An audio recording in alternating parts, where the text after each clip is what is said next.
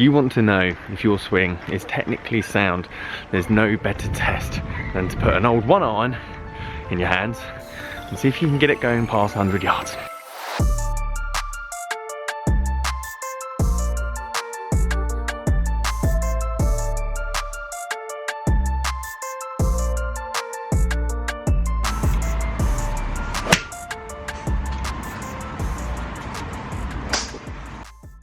Guys, how you doing? Welcome back to a brand new video.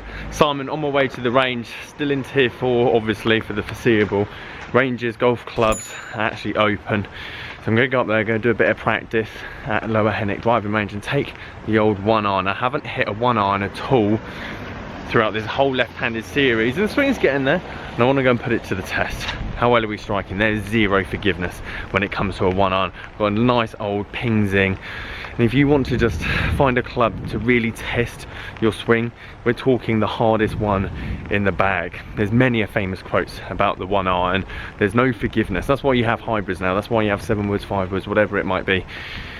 There's no forgiveness with the 1-iron. But if you catch it, it's going to go an absolute mile. The majority of irons nowadays, especially when they get to this kind of range, you can see big muscle backs behind them, big weights, and that's for your benefit, by the way. That's so you can actually hit the ball further and you're going to get that fairway finder, and I highly rate them. This is the test, the litmus test I should say, of whether your swing is any good. Now it does take a lot of club head speed to hit this, so if you can't hit a 1-iron, it's not technically down to your swing being bad. Potentially you just haven't got the club head speed to get it off the ground.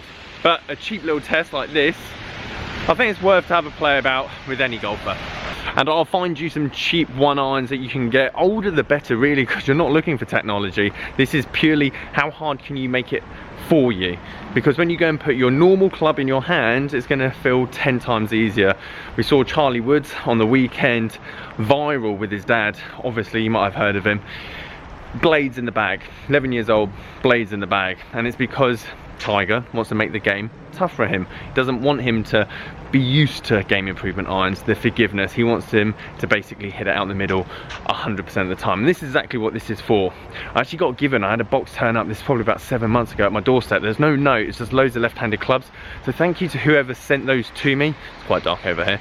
So thank you ever so much to who sent those to me. I didn't have a note, so I'd love to thank you, but it had this Ping i2 1-iron in. As I say, I'll leave you some notes of clubs that you can find if you want to go and find a cheap 1-iron, but we're talking 10-20 pounds. It's a bit of a fun, bit of a laugh, and also put your swing to a bit of a test. Hands down the most relatable range session I've had to date, especially in the left-handed series. This reminds me so much of my beginner level when I started playing this game right-handed, and I think a lot of you guys that have been playing this game a long time, or maybe some of you that have just started, will agree with me. This is how a lot of range sessions pan out, and in the end it's just a waste of time.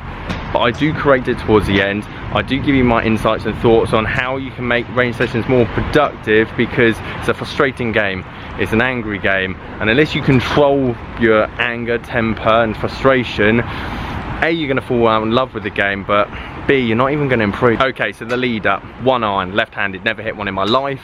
First one, watch this, boom, you're welcome. Absolutely nutted it. If I could do that off the tee 90% of the time with this club, game, set, match, whatever you want to call it, would be over. We are there. However, just like every range session, and a lot of you will find this, and this is the relatable side of it, you get to the range, you're loose, you hit a few, you're just warming up, you're not necessarily going after it, you're not even working on technical stuff, and you're hitting it lovely. But unfortunately, the human side of us wants to take over. We want to get involved, we want to tinker, we're looking for that perfection, exception, technical changes that are going to make us better at this game, which you should be, but I want to stress this. This is point number 1 of this range session that even I took for granted, and I tell my lessons this all the time. As soon as you start doing conscious technical changes, you're going to hit it worse. You heard me. Your golf coach that's giving you drills to work on, you're going to hit it worse. Technical stuff that you've read online, magazines, YouTube, as soon as you start implementing them, you're not thinking about the ball, you're not thinking about the target, you're going to hit it worse. Should it mean that you don't do these things ever? No, because you're training your subconscious to implement it without you thinking about it. When we don't think about an action, when we just do, think about the target, you're going to hit it well. But if you've got this slice, fade, unfortunately just thinking about hitting a draw or a fade or the opposite or straight, you're not going to think your way out of the problem. So you need to do conscious practice. After hitting that glorious 1-iron, I then proceeded to hit a multitude of bad shots because I know over the last 2-3 weeks I come massively into out. Therefore, I want to neutralise it. I try opening my shoulders up a bit, I'm coming across it a bit. All of a sudden I'm catching it heavy, then thin, then fat, then shank, topping, missing, and this went on for 40-50 balls. And I'm a golf coach, so like I preach this stuff, yet I can't even do it. I preach going through the movements, switching between technical practice, trust practice, thinking about the target, and then going back into the technical side of it, because you will burn yourself out and your frustration will take over, just like it did for me in this range session. I constantly kept thinking about the technical stuff and not the target. Therefore, I was just getting more and more angry, and it made the range session worse. Even though at the start of the range session, I could hit this 1-iron flawlessly. As soon as I started thinking about technique, it all went downhill. So what did I do about it? How did I change my stroke of luck to actually start hitting the club well? And don't get me wrong, this is a hard, difficult club. I wasn't expecting to hit that shot at the start, and to be honest, if I'd hit one of those out of the entire bucket, that would have been great. The reason I love the 1-iron is because there is no masking your bad shots. It's going to show you whether you're hitting it thin, fat. This club is so long, like I put it next to my hips.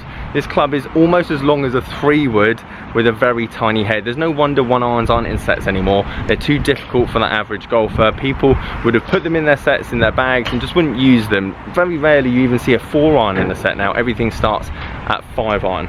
Interestingly though, you look at the loft of this 1-iron, I'll show you some still shots on the mat, it's probably as lofted as much as a 4 or 5-iron in today's game, regardless. How did I change it? Well, I started trying to hit it again, just like I did at the start, and I can't stress this enough, and I talk about this with my lessons a lot, and I have to hit myself because I couldn't even do it. I can't even bring myself out of the rage and anger of I want to hit good shots, I want to have a flurry of them, what's the video going to be about, X, Y and Z. I decided just to complete the swing. I turned it around, I went right-handed. I was like, how would I hit this right-handed? How would I get through the ball? How would I hit it? And unfortunately, you guys don't necessarily have that luxury unless you were to start playing left-handed, you can transfer it. But I realised I just wasn't committing to the shot. I was thinking so much about my swing path. I was thinking so much about my lead arm, where my weight was. I wasn't even thinking about actually getting through the ball. And then you'll watch the rest of my range session with this 1-iron, and the strike was 10 times better. It was obviously showing massive club face flaws, as you can see. Like I was hitting them left and right. Distance, catching them thin, not necessarily getting them through, but I was striking them a lot better. And until you're striking the ball completely out the middle over and over again, it's very difficult to hone that kind of swing path, club face alignment. I've always found that. I found people that strike the ball pure are so easy to teach, because they know where the middle of the club face is. Therefore, if you open their shoulders or you open their hips, change their grip, whatever it might be, then they can transfer that back to the ball. But I do want to make it very clear to you guys that even the guy that plays off scratch, the guy that plays off 10, the people that you look up to in this game because they're below a handicap, we all struggle with the same thing. And the people that are the best in the world of this game are the ones that have a very even temperament and can think on shot after shot rather than dwelling on the previous one. It's the most important, powerful skill in this game. Brushing a bad shot off, we will have them. You're always going to hit them. I'm sorry to tell you, if you just started this game within the last year, you can never be perfect at this game. But the bounce back ability of hitting a bad one, forgetting about it, brushing it off, and then getting good shots after that for the rest of the hole, the rest of the round, you can't teach that to a point unless you look at a psychologist. But this is the easiest way I find it. If you can't do it on the range where there's no results, you're not on the golf course, you're not with the mates, you haven't got a card in your hand, how do you expect to do it on the golf course? So this is the first place you should be practicing it. So guys, really happy with that range session, even though halfway through it I wanted just to stop hitting golf balls whatsoever. But there was a massive lesson to be learned, not only for myself, but hopefully I've helped a few of you guys out. We all have them. Taking a step away, taking a breather, and going at it again with a fresh mind, fresh outlook, just like you would do if it was another day or another week, is so important and a massive skill. 1-irons, highly rate.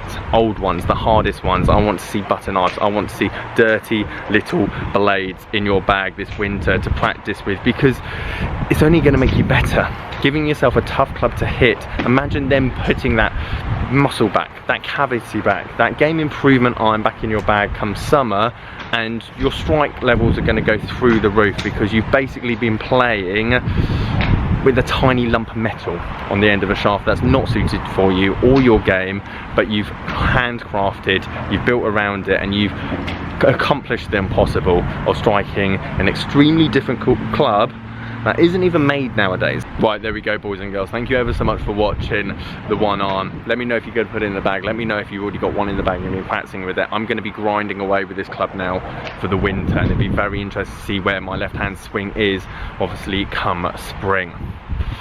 Guys, if you wouldn't mind leaving this video a like, subscribing if you're new. Catch you guys there.